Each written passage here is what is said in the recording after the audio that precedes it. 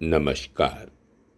मैं संजीव कुमार आज विज्ञान भैरव इसके 14वें अंश को संक्षेप में प्रस्तुत करने का प्रयास कर रहा हूँ।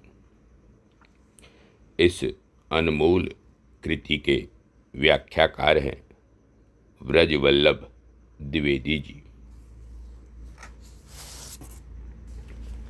धारणा 23।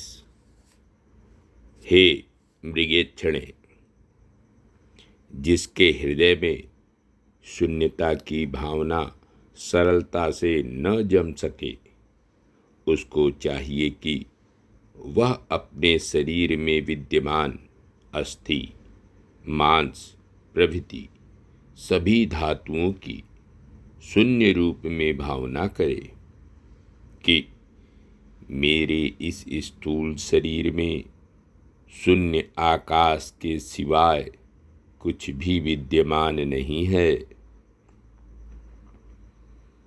इस तरह से स्थूल शरीर की हेय वासना के त्याग का अभ्यास करने से साधक के हृदय में उपादेय शून्यता की वासना दृढ़ होती जाती है और अंततः उसके हृदय में प्रकाश का आविर्भाव हो जाता है। इसका अभिप्राय यह है कि यह सारा जगत रज्जु में कल्पित सर्प की तरह अथवा सर्वथा असत्य स्वरूप में कल्पित गंधर्व नगर की भांति कल्पनामय है। अर्थात यह सब कुछ शून्य ही शून्य है, शून्य के सिवाय कुछ नहीं है। इस धारणा के अभ्यास से जब रज्जु सर्प गंधर्व नगर की तरह देहगत मांस प्रभृति द्रव्यों में भी यह शून्यता भावना दृढ़ हो जाती है, तो साधक का हृदय सहसा आलोक से आलोकित हो जाता है, प्रकाश से भर जाता है।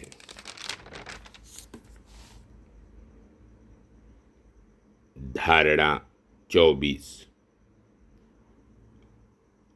अपने शरीर में त्वचा के रूप में जो बाहरी भाग विद्यमान है, उसकी भित्ति अर्थात दीवाल के समान जड़ पदार्थ के रूप में भावना करें।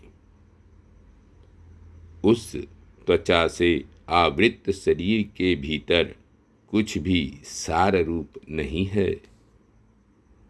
ऐसा ध्यान करते करते उस साधक को परतत्व का साक्षात्कार हो जाता है। इसका अभिप्राय यह है कि पंचीकरण प्रक्रिया से पंच महाभूतों के परस्पर संबद्ध होने पर यह शरीर उत्पन्न होता है। यह स्थूल शरीर नाशवान है, हाथी के कान की तरह अत्यंत चंचल है, एक स्थान पर स्थिर नहीं रह पाता। इसमें न कभी स्थिरता थी, न है और न भविष्य में ही रहेगी। इसी तरह से इस शरीर के साथ दिशाओं के विभाग आदि का भी सत्ता नहीं है। इसका यह दक्षिण भाग है, यह उत्तर भाग है, यह सब कल्पना प्रसूत होने से असत हैं और निर्जीव दीवाल की तरह है। केवल प्रमाता ही सत्य स्वभाव है। इस बात को जो व्यक्ति ठीक तरह से जानता है, वही ज्ञानी कहलाता है। धारणा 25।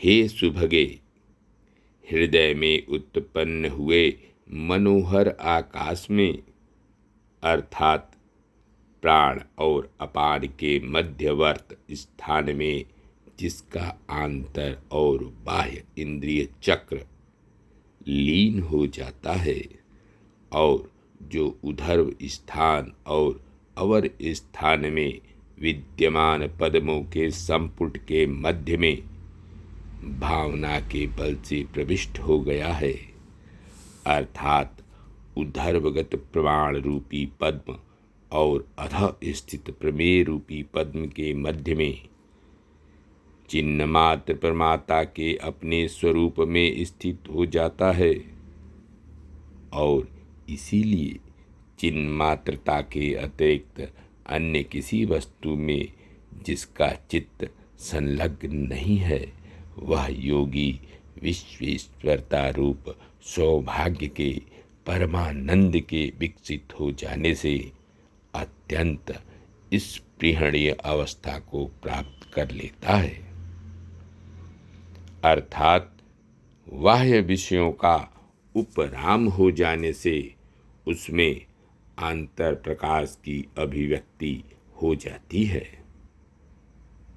चित्त जब चित्त प्रकाश से भर जाता है तो वह चित्त प्रकाश से परिव्याप्त इस सारे विश्व को देख सकता है।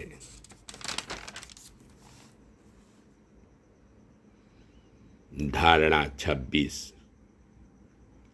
अपने शरीर में सब तरफ से रोमकूपों के भीतर भी चैतन्य स्वरूपी देवता के प्रविष्ट हो जाने से शरीर स्थित द्वादशांत से एकाग्रता प्राप्त मन दृढ़ता पूर्वक प्रविष्ट हो जाता है, अथवा द्वादशांत अर्थात सुषुम्ना नामक मध्य नाड़ी के शून्यातिशून्य धाम में यह लीन हो जाता है।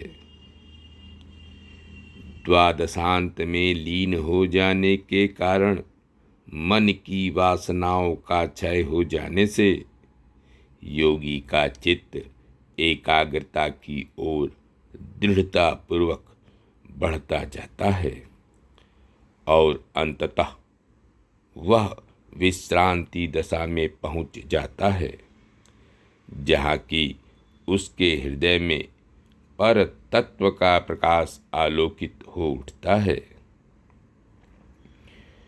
धन्यवाद। नमस्कार। शेष अगले अंक में मैं संजीव कुमार।